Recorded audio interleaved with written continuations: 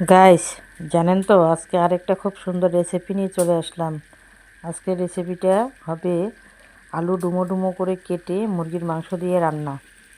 দেখেন কত সুন্দর লোভনীয় কালারটা হয়েছে। আর এইভাবে রান্না করে আপনারা কী কী খেতে পছন্দ করেন অবশ্যই জানিয়েন তো। এইভাবে ভালোভাবে কষিয়ে কষিয়ে রান্না করলে অনেক মজা হয় কিন্তু।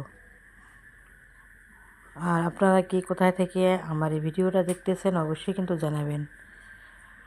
আমার ভিডিও যদি আপনাদের ভালো লাগে অবশ্যই লাইক কমেন্ট শেয়ার করে পাশে থাকবেন, সাপোর্ট করবেন। এই তো রান্নাটা আমি ভালোভাবে কষিয়ে নিলাম।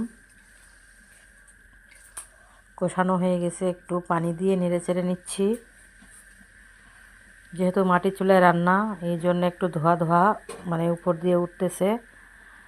কালারটা কিন্তু অসাধারণ হয়েছে। আর রান্না শেষে দিয়ে দিলাম আমার নিজের হাতের তৈরি জিরের গুঁড়ো। এটা আমি বাসায় তৈরি করি, অনেক সুন্দর।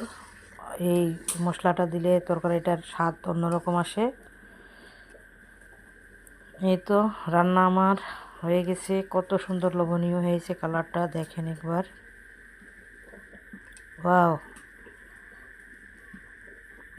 অসাধারণ রান্না।